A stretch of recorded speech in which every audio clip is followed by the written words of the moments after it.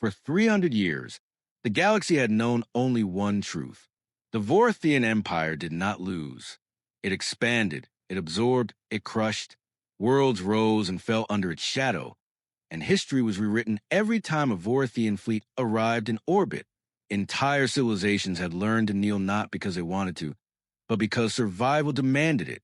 This was not arrogance. It was precedent.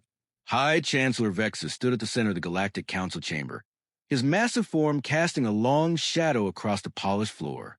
The chamber itself was a monument to false equality. 47 species seated in a perfect circle, each with identical platforms, identical lighting, identical microphones. Identical, except for one. Vexus's platform was higher. No one remembered when it had been raised. No official record existed authorizing the change. It simply was. Like the Empire itself, unchallenged, unquestioned, inevitable. The Chancellor's red eyes scanned the chamber slowly. He could feel the tension radiating from the delegates. Fear had a texture to it, a familiar pressure that filled the air whenever Vorthians spoke of expansion, honored representatives. Vexus began, his voice low and resonant, echoing without amplification. The Empire has made a discovery. The chamber went silent. New discoveries always meant only one thing: conquest. A holographic star map ignited above the chamber floor. Thousands of systems shimmered into view, the Empire's territory marked in dominant crimson. At the outer edge, a small yellow star pulsed faintly. Designation: Sol system. Vexus continued. Outer spiral arm. Previously considered insignificant. The image zoomed in. A blue-green planet rotated slowly into focus. Third planet, he said. Local name, Earth. Several delegates leaned forward instinctively. Others exchanged brief, cautious glances. A new inhabited world meant resources. Labor, tribute, perhaps favor, if one species cooperated enthusiastically enough. Our long-range scouts confirmed the presence of an intelligent species, Vexus said. They call themselves humans. A pause, then a ripple of subdued amusement moved through the chamber. Humans. The intelligence summaries had already circulated. Primitive, divided, loud, broadcasting electromagnetic noise into space, for decades like children shouting into a void. Unaware of who might be listening, Vexus activated the next sequence. Images filled the air, human cities glowing at night, vehicles moving along rigid ground paths, fragile-looking orbital stations clinging desperately to low orbit, crude spacecraft launching on pillars of fire, chemical propulsion, Vexus said, with something that bordered on mockery, combustion-based flight. Soft sounds echoed to the chamber, alien equivalents of laughter, clicks of disbelief, low murmurs of derision. Stone Age thinking, muttered one delegate. They split atoms and call it power, whispered another. Vexus allowed it to continue for a few seconds. Fear was most effective when paired with contempt. The humans possessed no unified planetary authority, he continued. Nearly 200 political divisions, constant internal conflict. Their most destructive weapons are fission-based devices, effective only against themselves. The display shifted again. Military projections, threat assessments, negligible. Therefore, Vexus said, straightening, the Empire has decided Earth will be incorporated into Vorthian territory. No gasps, no protests. This was expected. They will be given the opportunity to surrender peacefully, he added. Should they refuse, they will be subdued. A new hologram formed beside the planet. Fleet Admiral Kreth. Even among Vorthians, Kreth was enormous. His armor was layered with centuries of honors, his eyes burning brighter than most, enhanced, augmented, perfected by war. He had overseen the fall of 9 civilizations. 9, never defeated. The 7th subjugation fleet will execute the operation, Vexus said calmly. 847 warships. This time, there was a reaction. A Decian delegate, small, insectoid, nervous by nature, raised a trembling limb. High Chancellor, it asked cautiously, is such force necessary? The humans lack faster-than-light capability. Standard protocol would. Vexus turned his gaze. The Cien froze. The size of the fleet is not about necessity, Vexus said quietly. It is about memory. He gestured to the star map. Let every species remember what the Empire can afford to deploy against a world that poses no threat. Silence swallowed the chamber whole. The operation will begin in 3 standard weeks, Vexa continued. The entire engagement is expected to conclude within 1 planetary rotation. 1 day. An execution, not a war. All council members will receive live battle feeds, he concluded. Observe, learn, and remember why resistance is pointless. With that, Vexa turned and left the chamber. The session was over, but the unease was not. In a dim corridor far from the main chamber, 2 delegates paused, the Cien and the Draxian. Do you think the humans know? The Cien asked softly. What's coming? The Draxian shook its furred head. How could they? They barely understand they are not alone. They speak of peace, the Cien murmured, of cooperation. The Draxian's voice was heavy. Then they will learn the galaxy's first lesson. Dominance or extinction. Far above, beyond council politics and whispered pity, the 7th Fleet assembled. Admiral Kress stood on the bridge of the Eternal Dominion, watching his warships slid into formation around him. Dreadnoughts, battleships, cruisers. A steel storm, perfectly disciplined. 3 weeks, Kress said. Then the humans learn their place. He felt no doubt, no caution. After all, the Empire had never lost. The 7th Subjugation Fleet departed Vorthian space in perfect order. 847 warships slipped into hyperspace like blades sliding into a sheath, their transitions synchronized to the microsecond. It was not necessary, but necessity had never been the Empire's language. Precision was theater. Discipline was intimidation. Across the galaxy, observers watched. On council worlds, military academies paused lessons. On conquered planets, broadcasts were forced onto public screens. On neutral systems, analysts gathered in quiet rooms, recording every data point, every formation shift, every hyperspace signature. This was how the Vorthians reminded the galaxy who ruled it on the bridge of the Eternal Dominion. Fleet Admiral Kress stood unmoving, hands clasped behind his back. Tactical displays wrapped the chamber, showing the fleet's progression through known hyperspace corridors. Estimated arrival at Sol System, he asked. 17 standard days, Admiral, replied the navigation officer. No anomalies detected. Hyperspace conditions optimal. Kreth nodded once. Exactly as expected. He turned toward the main display where a rotating image of Earth hovered. Small, fragile, unaware. Any new transmissions from the humans? He asked. No, Admiral, the communications officer said. Their outbound electromagnetic traffic remains unchanged. Entertainment signals, financial data, civilian communications. No coordinated military response. Kreth allowed himself a faint, humorless exhale. They don't even realize they've been discovered, he said. Pathetic. Laughter rippled quietly across the bridge. The humans were still arguing among themselves, still trading trivial information, still broadcasting their thoughts openly into the void. A species that believed space was empty because nothing had answered them yet. They will panic when we arrive, Kreth continued. Confusion first, then denial, then desperate negotiation. And surrender, the tactical officer added. Of course, Kreth said. They always do. The Galactic Council reconvened as the fleet traveled, not because it needed to, but because tradition demanded performance. Delegates sat in their familiar seats, watching live feeds of the Vorthian Armada in transit. The red markers representing imperial ships filled the display like a spreading infection. A representative from a minor avian species spoke quietly. Is it truly necessary to broadcast the entire operation? High Chancellor Vexita's image appeared above the chamber, larger than any other. Yes, he said simply. Fear is most effective when shared. No one argued. Days passed, then weeks, and still nothing. The Sol system drew closer. Human transmissions continued uninterrupted. No deep space probes. No defensive deployments. No attempt at concealment. The Xian delegate grew increasingly unsettled. They haven't gone silent, it whispered to the Draxian beside it. Wouldn't a species preparing for invasion hide? The Draxian shook its head. You're assigning competence where none exists. They don't know. But even primitives panic visibly, the Draxian finished. These humans are calm because they are ignorant.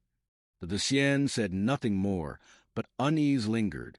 3 days before arrival, Admiral Kreth convened his senior officers. Hear this clearly, he said. The humans will attempt to negotiate once they see us. Do not be distracted.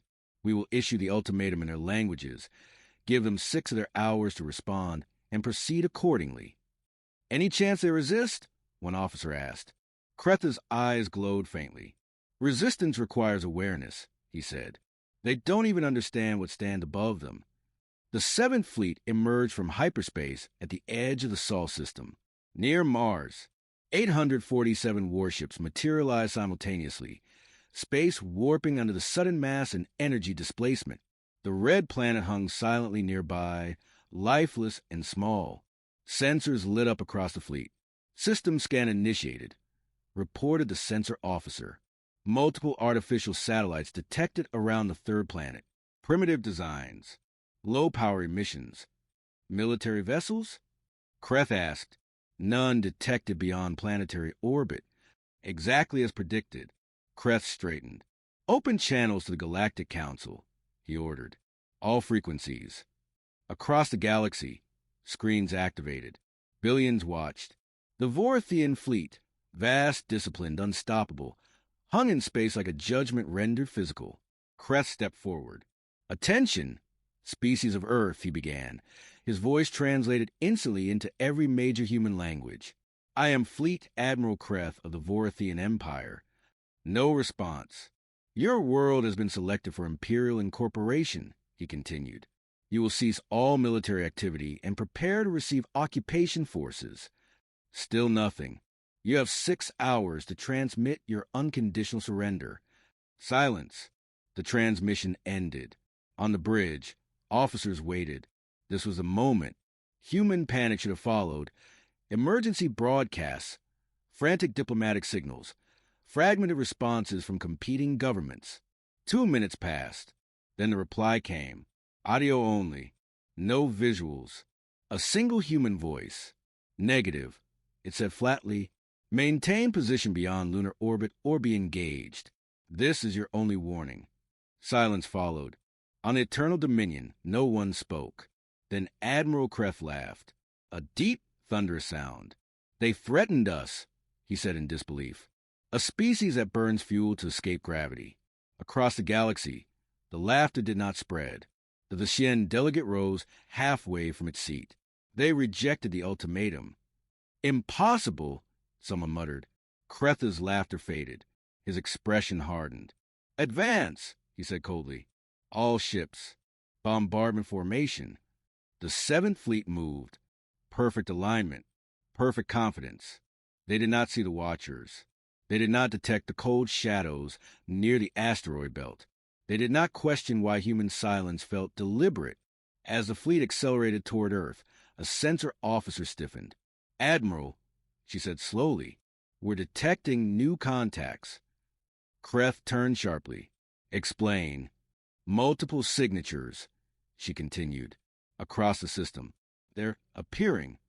How? No hyperspace markers, she said. They were already there. Red icons flooded the display. Dozens, hundreds, surrounding them. Kreth stared. Impossible, he whispered. Across the galaxy, delegates leaned forward in horror. The Thaxian's voice shook. They were waiting. And in that moment, before the first shot was fired, before the Empire understood its mistake, before fear replaced certainty, the galaxy realized something was wrong. Very wrong. For 3 centuries, the Vorthian Empire had mastered war. Every engagement followed patterns. Every enemy reacted the same way. Panic, retreat, surrender. Even resistance obeyed rules. Ships maneuvered predictably. Weapons followed known physics. Victory was calculated long before the first shot was fired. That was why Admiral Kreth did not feel fear when the sensor display filled with red contacts. He felt irritation. Analyze, he ordered, ship classes, weapon signatures, propulsion types. The bridge erupted into motion. Officers barked commands. Tactical computers strained to process data that made no sense. Unknown vessel designs, the sensor office reported. No match in Imperial databases. Energy readings? Kreth demanded. Inconsistent. Low thermal emissions. Reaction drives, but efficiency far beyond ejections for a pre-FTL species. Kreth narrowed his eyes. They were hiding, he said slowly. Yes, Admiral, the officer replied. Cold running. Passive systems. Minimal emissions. That's why our scans miss them. Around the bridge, unease crept in. Pre-FTL species did not hide fleets. They built cities. They argued. They surrendered.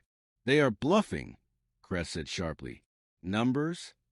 Counting 400, correction. 600, still increasing.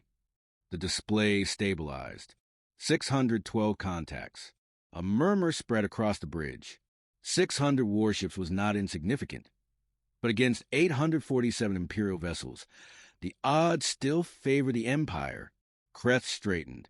They reveal themselves now because they know they are about to die, he declared. Lock weapons. Target nearest human vessels. Across the galaxy, billions leaned closer to their screens. The Lycian delegates' limbs trembled. They're everywhere. The Draxian whispered. This wasn't improvisation. This was preparation. A new transmission cut through the bridge. Same voice. Same calm. Vorthian fleet, it said. You were ordered to remain beyond lunar orbit. You advanced into our defensive perimeter. You will now retreat beyond Mars orbit. A pause. You have 60 seconds to comply. On the Eternal Dominion, silence fell. Then Kreth snarled. Retreat, he spat. From primitives? He slammed a clawed hand onto the command rail. All ships, he ordered, voice cold and absolute. Weapons free. Fire at will. The Vorthian fleet unleashed hell. Thousands of plasma bolts erupted from Imperial cannons. Brilliant lances of energy tearing across space toward the human formations. This was a firepower that had erased civilizations. World-cracking output focused into disciplined volleys. It should have been over instantly. But the human ships moved, not like Imperial vessels. There was no graceful arc, no predictable vector change. They jumped. Violent bursts of acceleration flung them sideways, backward, forward, movement so abrupt that Vorthian targeting computers failed to compensate. Targets evading, the tactical officer shouted. Lock instability at 90%. Most shots miss entirely. The few that connected struck human hulls. And something strange happened. Their ships burned. Layers of armor vaporized, flaking away in controlled sheets, absorbing energy and shedding mass like sacrificial skin. They're letting the armor burn off, an officer said in disbelief. No energy shields. Primitive, someone scoffed. But effective, another whispered. Kreth clenched his jaw. Adjust targeting algorithms, he ordered. Compensate for erratic motion. Before the command could be executed, the humans fired back. The first weapon was not energy. It was matter. A dense metallic slug accelerated to a fraction of light speed by electromagnetic rails. Silent. Invisible until impact. It struck the Vorthian dreadnought glorious conquest amidships. Imperial shields flared uselessly. They were designed to disperse energy, not stop mass moving at relativistic velocity. The projectile punched through kilometers of armor, through internal compartments, straight into the reactor core. For half a second, nothing happened. Then the dreadnought exploded. A star blossomed where it had been. 5,000 Vorthians died instantly. The shock wave tore through nearby cruisers, ripping hulls, crippling systems. On the council station, screams echoed. They destroyed a dreadnought. The Lycian gasped. With one shot. Kreth stared at the display, his mind refusing to accept it. That weapon was primitive, he said. It shouldn't. Another impact. Another explosion. Then another. Human kinetic weapons fire from across the system. Cheap, brutal, unstoppable. Imperial ships died in flashes of white light. Panic rippled through the fleet. Evasive maneuvers. Kreth roared. Scatter. The Vorthian formation broke. And that was the moment the humans had been waiting for. As Imperial ships scattered, human vessels surged forward. Missiles streaked through space. Unpredictable, maneuvering violently, slipping past point defense systems. Nuclear detonations bloomed against Vorthian hulls. Overwhelming shields at close range. Lasers followed, short range, brutally focused, cutting through weakened armor. They're using our debris as cover, the sensor officer shouted. They're hiding behind our destroyed ships. Kreth felt something he had not felt in centuries. Fear. Order retreat, he commanded. All ships back to Mars orbit. Prepare hyperspace jump. Engines flared as Vorthian ships tried to disengage. Then the warnings came. Admiral, FTL interference detected. What? Kreth snapped. That's impossible. Jump calculations failing across the fleet, the officer said. Navigation systems returning critical errors. The truth hit him like a physical blow. They had studied Imperial drives. They knew the weaknesses. They had planned for this. The Vorthians were trapped. Across the galaxy, the realization spread like ice through blood. The Empire was not winning. A timestamp appeared on council screens. Midnight. The humans had started counting. Imperial ships died faster now. Every attempted jump became a death sentence. Human weapons striking vessels during precise moments required for hyperspace alignment. Lost 43 ships in the last minute, an officer screamed. Kreth watched red icons vanish one by one. This was no longer a battle. It was a slaughter, and the galaxy was watching. The Vorthian Empire had rules for war.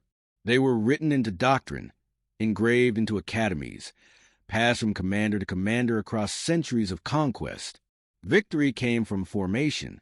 Control came from hierarchy. Strength came from discipline. None of it mattered here, on the bridge of the Eternal Dominion. Fleet Admiral Kreth watched his fleet unravel. Red icons vanished from the tactical display faster now. Cruisers first, then battleships, then ships that should have survived any conventional engagement. Vorthian vessels burned and broke apart in silence, their destruction visible across the system like dying stars.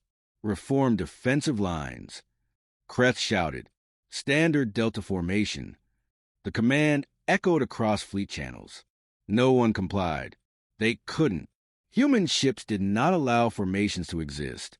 Every time two Imperial vessels aligned, human fire converged on them instantly. Kinetic strikes punched through shields. Missiles detonated at calculated angles.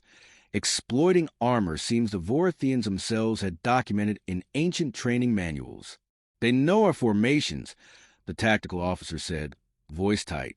They're predicting our responses before we execute them. How? Kreth demanded. The answer was already forming in his mind, and it terrified him. They had studied the Empire, not for weeks, not for years, for decades. Across the galaxy, the council chamber was chaos. Delegates shouted in dozens of languages. Some demanded the broadcast be cut. Others begged for clarification, for reassurances that this was temporary, that the Empire would recover. The Dacian delegate remained standing, staring at the screen. They're dismantling the fleet, it whispered, piece by piece. The Draxian military observer shook his head slowly. No, he said, they're executing it.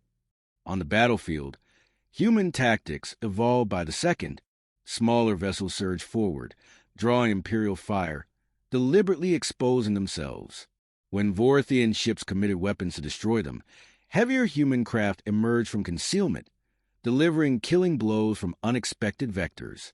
They're sacrificing ships, an officer said in horror. Intentionally. Humans do not value individual vessels the way we do, another replied. They value outcomes. Kreth's claws dug into the command rail. No honor, no symmetry, no respect for tradition, only results. Focus fire on command ships. Kreth ordered. Cripple their coordination. A moment passed. Then the censor officer spoke carefully. Admiral, there is no central command vessel. Kreth froze. What? No flagship, she continued.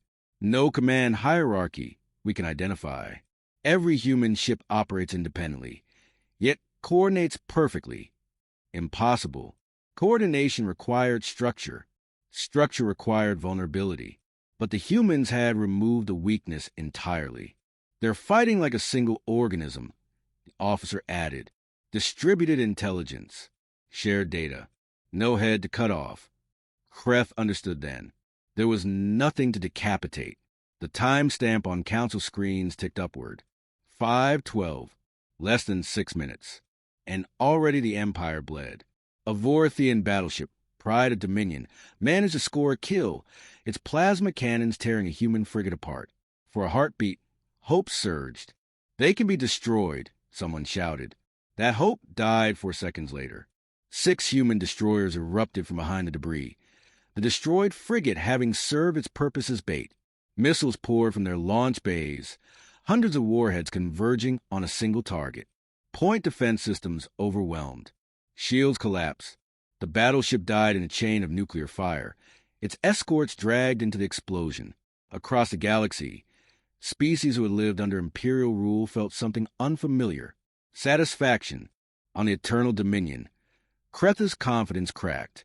All ships, he commanded, voice strained. Begin full withdrawal.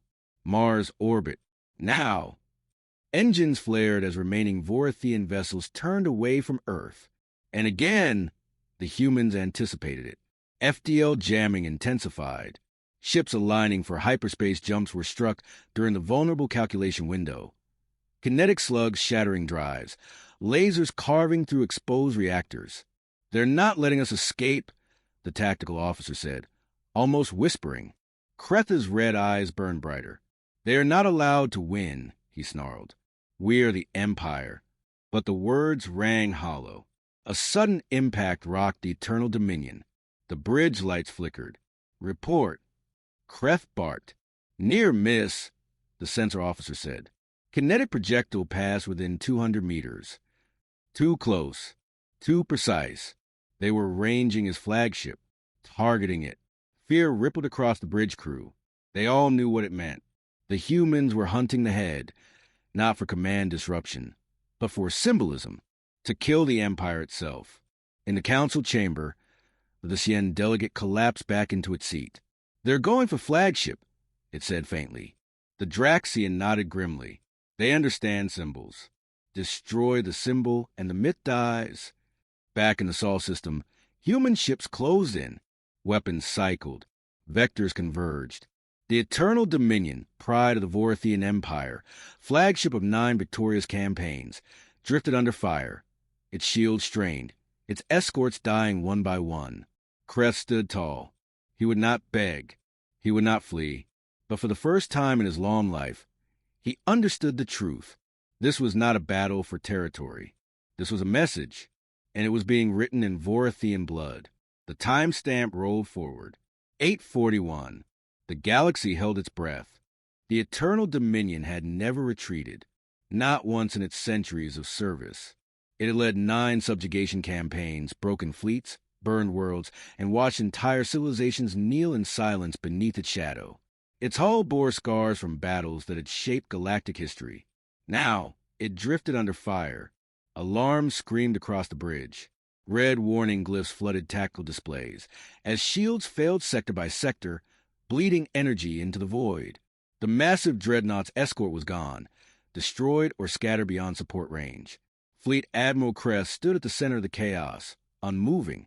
Report, he commanded, forcing control into his voice. Forward shields at 12%, the tactical officer replied. Secondary reactors compensating, but power fluctuations are spreading. How many human vessels remain in engagement range? Kreth asked. Unknown, the sensor officer said. They're rotating continuously. We cannot establish a stable count. Kreth understood what that meant. They were surrounding him, not encircling, hunting. Across the galaxy, the council chamber was silent. No one spoke.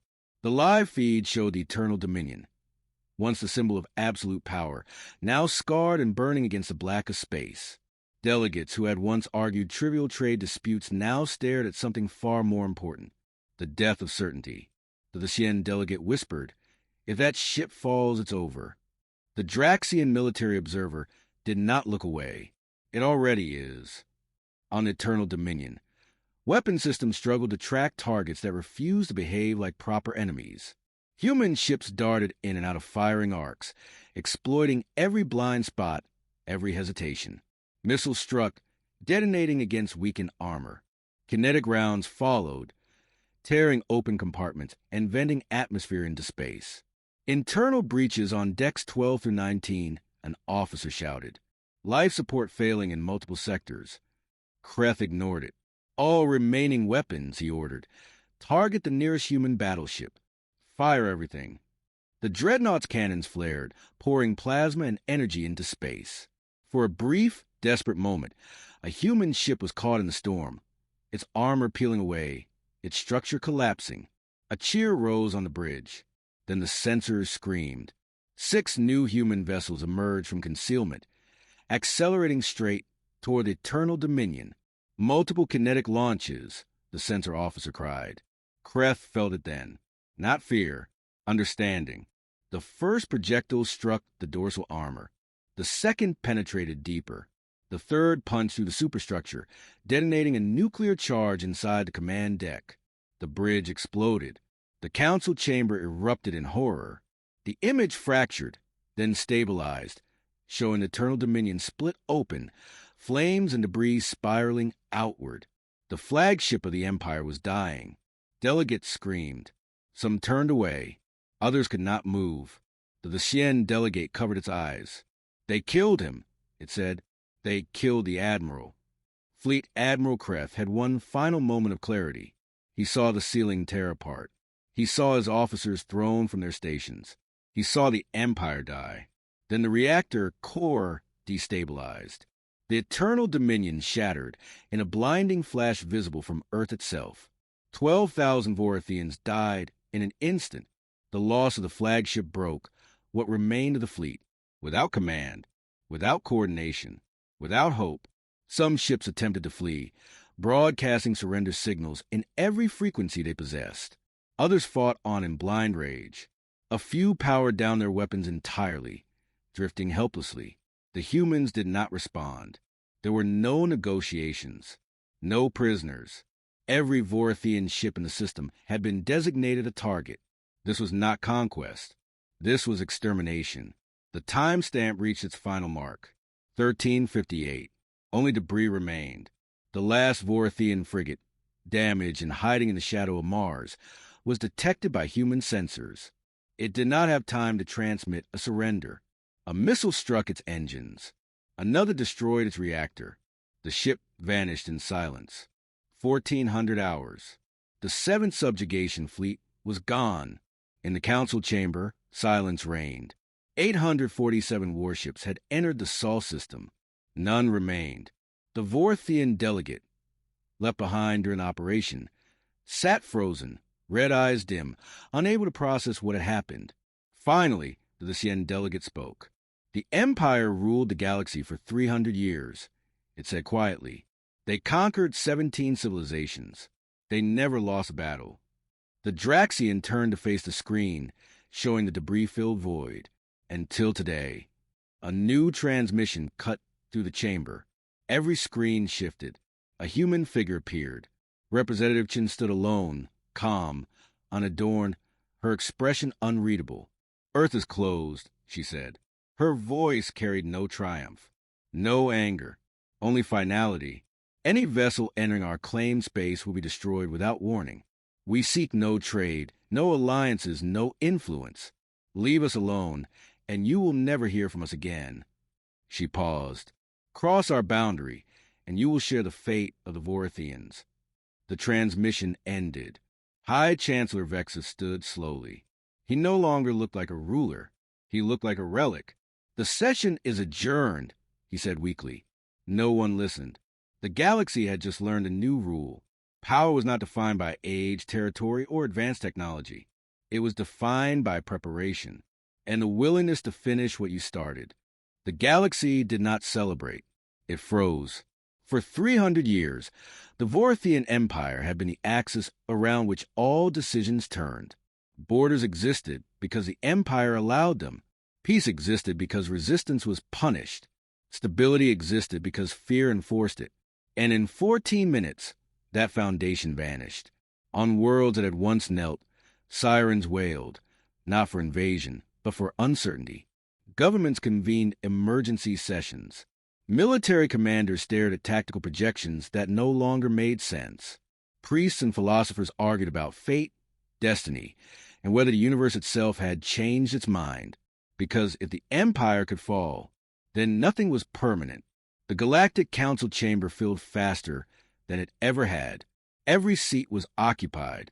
Many species sent not only diplomats, but admirals, intelligence chiefs, and planetary governors. This was no longer a political forum. It was a crisis room. The debris fields of the Sol system hovered on the central display, twisted wreckage where an armada once ruled space. No Vorthian ships remained. No signals. No survivors. High Chancellor Vexus stood before them. He looked smaller. His once commanding posture had collapsed inward, his voice stripped of thunder. "The Council recognizes a human delegation," he said. A hologram formed. Representative Chin appeared again. Same uniform, same calm, same terrifying composure. "You have questions," Chin said. "I'll answer one." The chamber leaned forward. "How?"